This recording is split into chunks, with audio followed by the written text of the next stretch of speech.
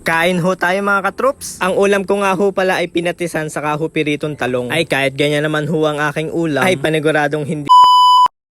Hi mga katrops, magandang buhay. Ngayong araw nga ho pala, hindi ko pa nga ho pala alam kung anong aking uulamin. Ay pagkagising ko nga ho pala, nagbukas lang ako ng bintana. Tapos sabay nagkape na rin ho. Pagkatapos ko nga ho pala magkape, ako'y pumasyal muna sa akin taniman. Maghahanap at magtitingin lang ho ako kung anong mga pwede ng pitasin. Ay comment mo nga kung anong pwede nating ulamin ngayon. Pagkakadating ko nga ho pala, nakita ko agad yung dalawang papaya kaya akin kinuha na. Yan o yung mga pahinugin na mga maniniba na ho yan, ay pwede na ho yan. Ay baka kasi ho ay maunahan pa ng ibon. Ay pag kinain naman ho ng ibon ay hindi naman ho nila inuubos. Ay sayang lang. Ayan nga ho pala yung papayang minarkot natin. Nilagay lang ho natin sa may timba. Naisip ko meron pa nga ho pala akong dalawang niyog. Kaya ayun ay namitas na lang ako ng talong. Ay dini nga ho pala sa bukid ay yung gustong gusto ho namin yung talong ay yung mga mura pa. Yung mga maliliit pa ho. Ay dini lang ho kayo sa bukid makakatikim ng mga ganyan talong. Yung mga bubot pa, mga mura pa. Yung halos wala pang buto, yung maliliit pa yung buto. Ay talaga namang hindi karara yung mga hindi yan. Ay pag mga ganyan nga ho pala yung pinipitas naming talong, mga mura at bubot pa, ay pinipilito ho namin siya ng buo. Ayan nga ho palang talong ay lapitin ho sila ng mga uod. Kaya pag nag-aani ho kami ng talong ay napakadami ho talagang reject. Pumitas na nga din ho pala ako ng sili. Siling labuyo, I love you. Ay biro lang ho.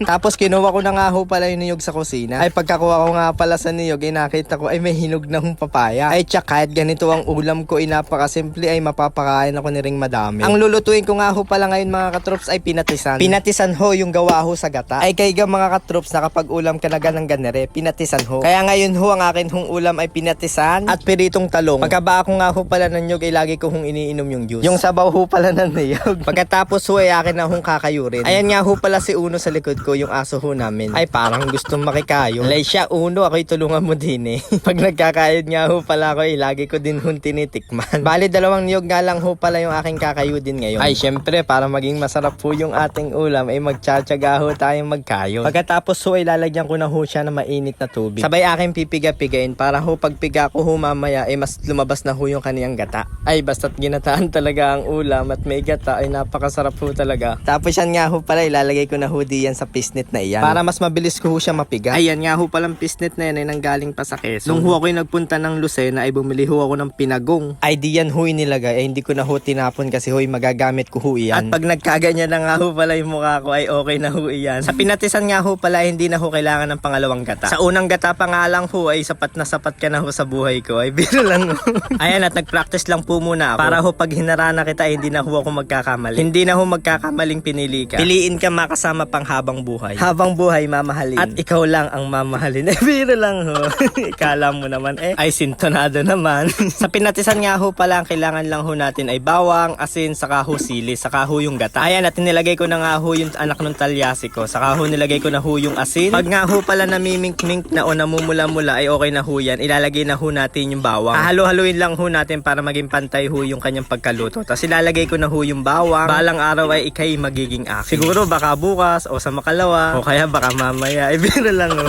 Nung medyo naluto na ho yung bawang ay ilalagay ko na ho yung gata. Halo-haluin ko lang ho hanggang saging malapot na ho yung gata. Pag nga ho pala nalagay na yung gata ay mabilis nga ho pala maluto yan. Itatantyayin nyo lang ho yung asin para hindi ho sobrang alat. Masarap nga din ho pala yung pinatisan pag maanghang kaya maglalagay din ho tayo ng siling labuyo. Pagkaluto nga ho pala ay magluluto naman ho ako ng piritong talong. Pag ho talaga maliliit lang ho yung talong ay pinipirito ko na ho siya ng buo. Promise ho ay napakasarap ho talaga niyan. Ay basta't may ganyan tanim ka sa iyong bakuran ay malilibre na talaga ang iyong ulam. Masarap din ho talagang kainin lalo na't pag sarili mong tanim. Ay lalo na ho pag ako nagtanim ay matitikman nyo ho talaga yung totoong tamis. Tamis ng aking pagmamahal. Yee! Ay biro lang ho.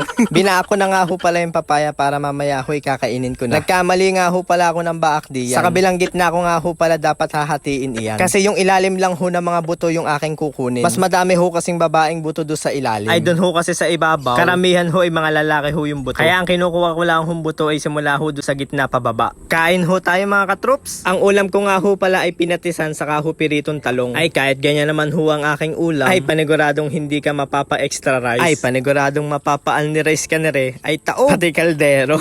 Pinatisan nga ho pala ang tawag din sa amin. Ay sa inyo ga mga katrops, ano nga ho palang tawag niyan sa inyo? Ay iyong i-comment nga sa comment section kung ano gan tawag sa inyo niyan, saka kung taga saan na rin ho kayo. Para alam ko ga kung saan ho yung tawag na yan, kung saan hong lugar. Ay perfect na perfect talaga ho ire sa talong. Ay napakasarap naman ho talaga. Tapos meron pang papaya, ay busog na busog ka talaga sa sarap. Sarap ng pagmamahal ko, ay biro lang ho. Ay napakasarap ho talaga ng papaya. Papayakap po sana ako. Kung papayag ka, biro lang.